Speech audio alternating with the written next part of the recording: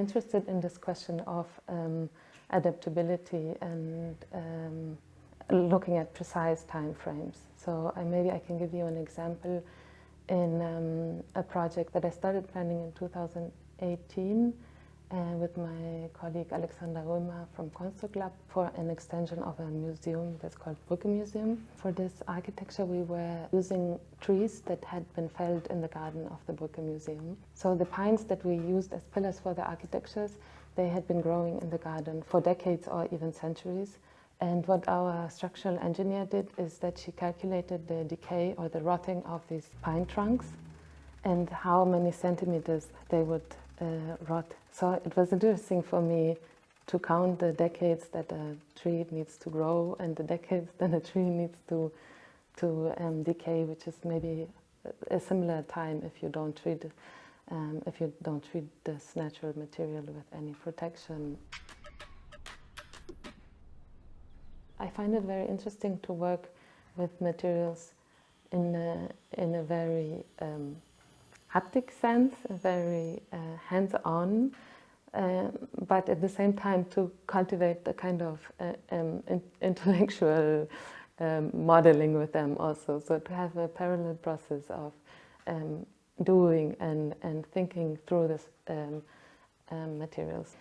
And what we have here is a sheep wool that I felted together with my colleague Valentina Kaga in a process of trying to develop a material that could make a wool usable in the context of space production or architectural production. Wool as a material is challenged by the fact that it needs so much care and handwork and work time that it's almost unaffordable.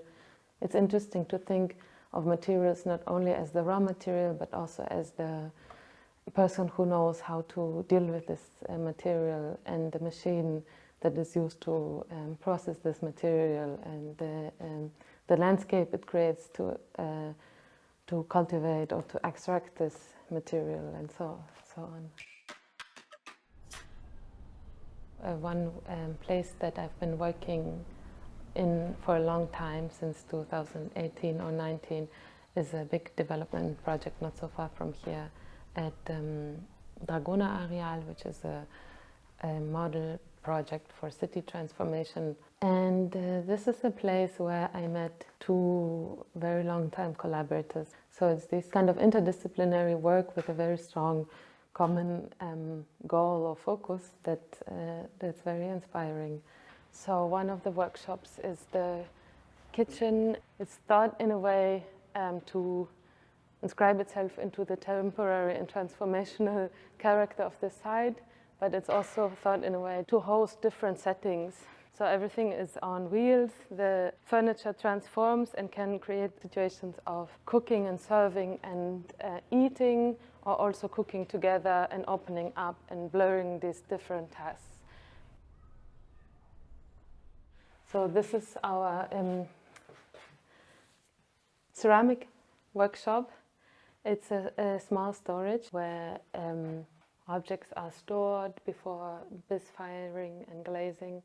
The workshop is activated every Tuesday from 5 to 8 and is an open workshop that people can come to and participate for a small fee that covers the material costs. So for quite some years there has been this attempt to program this place, and it's at the same time very open and inviting and flexible.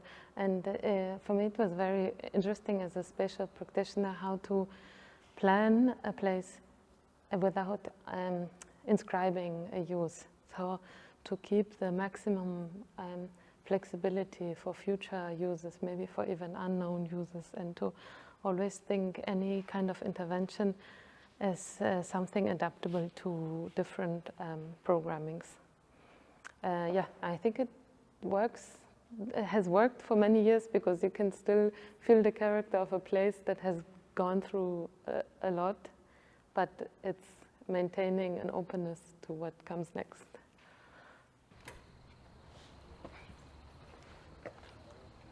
Na, jetzt lasse ich sie zufallen.